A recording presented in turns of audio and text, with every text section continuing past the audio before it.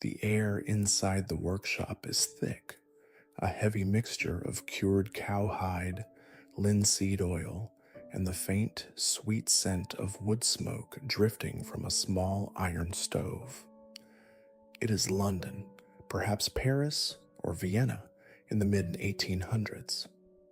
Sunlight struggles to pierce through the grime of small, paned windows, illuminating millions of dust motes dancing over a workbench that has seen more decades than the man sitting behind it. This is the world of the master cobbler, a sanctuary of patience where time isn't measured by a ticking clock, but by the steady, rhythmic strike of a hammer against a wooden last.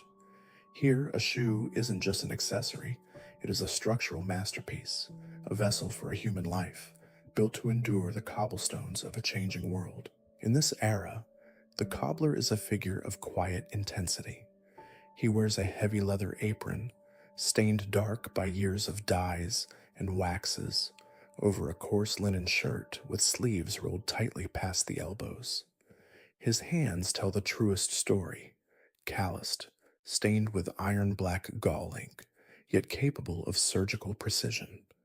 Spread across the scarred oak of his bench are the relics of his trade. There is the shoemaker's hammer, with its polished, wide face.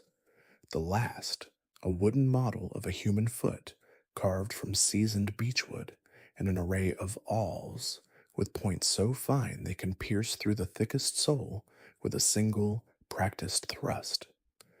The journey begins with the selection of the upper. The cobbler runs his thumb across a side of vegetable tanned leather, feeling for the grain, the suppleness, and the hidden flaws. In the 19th century, leather was treated with oak bark and natural tannins over many months, resulting in a material that breathed and aged with a noble patina. With a clicking knife, a blade so sharp it whispers as it moves, the artisan cuts the patterns. There is no room for error. A single slip of the blade wastes a week's wages. These pieces are then skived, their edges thinned down so they can be folded and stitched together without creating a bulky, uncomfortable seam against the wearer's foot. Perhaps the most mesmerizing part of the process is the weld. Unlike the glued together footwear of the modern age, a 19th century shoe was a feat of engineering. The cobbler uses boar's bristles attached to hemp thread, which he has personally rubbed with beeswax and pitched to make it waterproof and incredibly strong. He creates a channel in the thick leather insole and begins the slow process of hand welting. Each stitch is pulled taut with a grunt of effort, locking the upper, the insole, and the welt into a single, indestructible unit.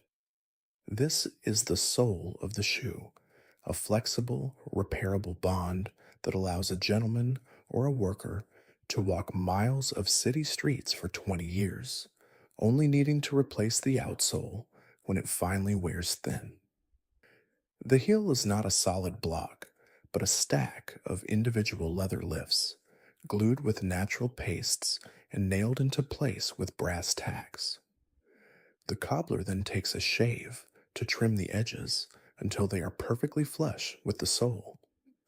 To finish, he uses a long stick or a polishing bone, often made from the shin bone of an elk, to burnish the edges of the leather until they shine like dark glass. Finally, the shoe is treated with a concoction of tallow and beeswax, buffed vigorously with a horsehair brush until the dull hide transforms into a deep mahogany glow. It is a moment of quiet triumph, a legacy of craft. As the sun sets over the European skyline, the cobbler places the finished pair on the shelf. These shoes represent more than just a trade. They represent a philosophy that has largely vanished. In our modern world of fast fashion and disposable goods, the cobbler's bench stands as a reminder of a time when we valued things that lasted. To wear such a shoe was to carry a piece of the artisan's life with you. It was an investment in quality, a respect for the animal that provided the hide, and a tribute to the human hand. When you hear the rhythmic tap, tap, tap of the hammer in the silence of the shop, you aren't just hearing work, you are hearing the heartbeat of history.